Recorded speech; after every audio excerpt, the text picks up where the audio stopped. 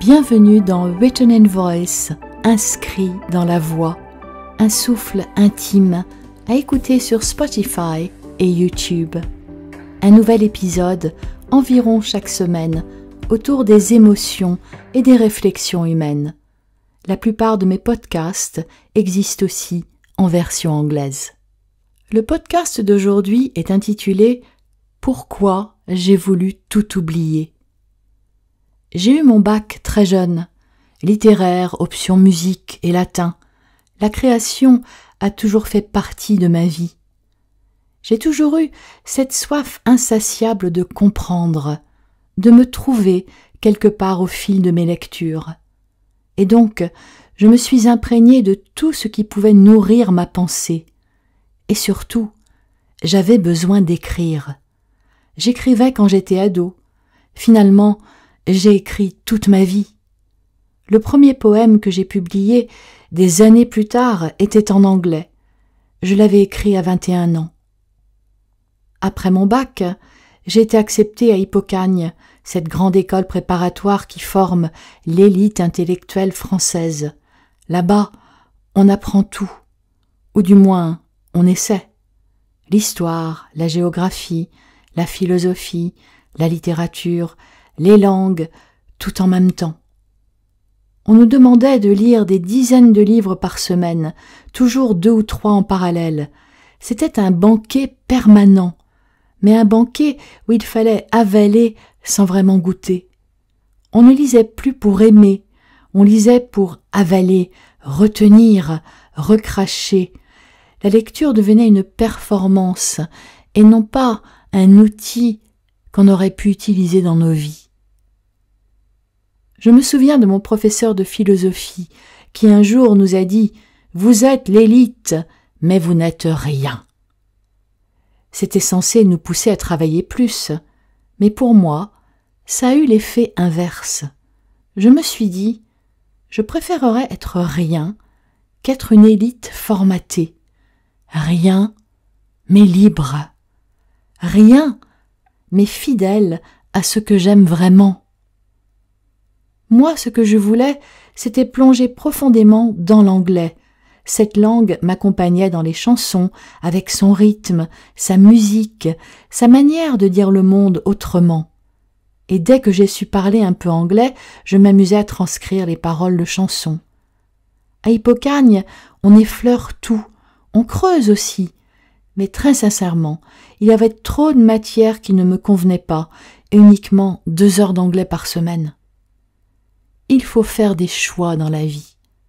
Et j'avais l'impression que mon énergie se dispersait, que ma passion se diluait dans un océan de savoir imposé. Alors, j'ai pris une décision qui, à l'époque, ressemblait à un geste insensé et radical. Quitter Hippocagne pour aller à la fac. Car à la fac, je pouvais enfin choisir, je pouvais me concentrer sur ce qui m'appelait le plus, l'anglais, la littérature, la linguistique, la traduction, dans le but de créer. 2 ans plus tard, quand j'ai revu mes anciens camarades d'Hippocagne, leur niveau d'anglais était inférieur au nôtre, trop dispersés dans des études trop généralistes. J'avais eu raison de partir. Mais la saturation, elle, ne m'avait pas quittée. J'avais accumulé un immense bagage. Les grands philosophes, les linguistes, les écrivains majeurs, les poètes. Je les avais côtoyés comme on fréquente des compagnons familiers. Je connaissais les systèmes, les structures, les grandes lignes et souvent même les plus fines. Et pourtant, un jour, j'ai ressenti un besoin vraiment radical. Oublier volontairement. Il y a cette phrase d'André Malraux qui dit « La culture, c'est ce qui reste quand on a tout oublié ». Elle dit que la culture n'est pas la mémoire servile des dates, des citations, des noms. C'est une empreinte profonde, une architecture invisible, une tournure d'esprit. Elle façonne notre regard, nos réflexes, nos jugements, même quand nous avons perdu les détails précis. Et sur ce point, je suis d'accord. Mais moi, je voulais aller encore plus loin. Je voulais me détacher même de cette empreinte. Bien sûr, il n'est pas possible de s'en défaire complètement. Mais je crois que, pour se trouver, il faut devenir simple, et que la simplicité ne peut naître que lorsqu'on a emmagasiné une grande quantité d'informations pour ensuite les digérer et les laisser de côté.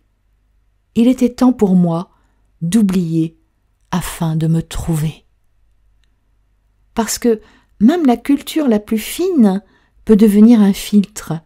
Elle vous fait voir le monde à travers les yeux des autres. Elle vous dicte, parfois inconsciemment, ce qui est intelligent de penser. Et moi, je voulais suivre mon propre chemin, tracer mes propres lignes, écouter ma voix sans qu'elle soit recouverte par celle des autres.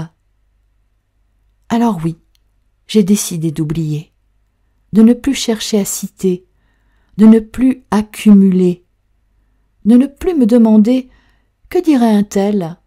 Que penserait tel autre ?»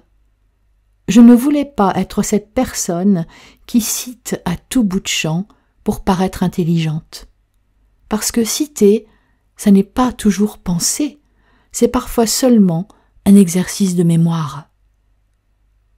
Et pourtant, cet oubli m'a coûté.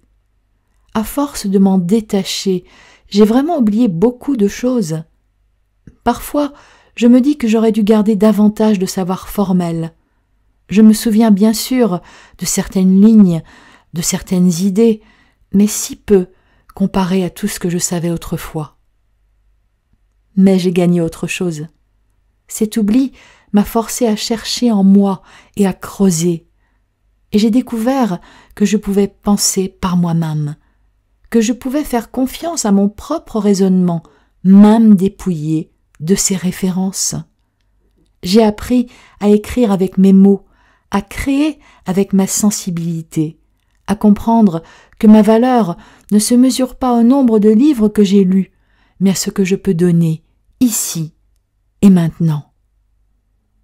Et peut-être que tu pourrais me dire, mais qu'en est-il des gens qui n'ont jamais lu, ceux qui n'avaient pas l'intérêt ou la possibilité? Je crois qu'ils se forment autrement, avec ce que j'appelle l'intelligence de la vie, une intelligence qui n'a rien à voir avec le savoir livresque. On peut avoir accumulé un savoir extraordinaire et ne pas savoir vivre, et inversement, on peut n'avoir aucun savoir formel et être d'une intelligence rare qui sait où elle va. Bien sûr, il existe toutes les combinaisons possibles entre savoir formel et savoir vivre ou l'absence des deux. Moi, j'ai voulu unir les deux, adapter l'intelligence livresque à l'intelligence de la vie. Parce que ce n'est pas dans les citations que la vie se crée, mais dans la vie quotidienne. Est-ce que je me suis trouvée? Oui, mais pas tout de suite. Pendant longtemps, j'ai laissé passer les autres avant moi. Mes relations m'ont plombée, et je m'y remets maintenant. La création est vitale pour moi, tout comme la communication. J'aime aider, encourager, transmettre. C'est pour cela que je fais ce podcast intime, parce que je sais que je ne suis pas seule. On croit parfois être différent, on ne l'est jamais complètement. Et si j'ai voulu tout oublier, ce n'était pas pour effacer mon histoire, c'était pour marcher d'un pas plus léger, pour entendre enfin ma voix et connaître ma propre perception du monde.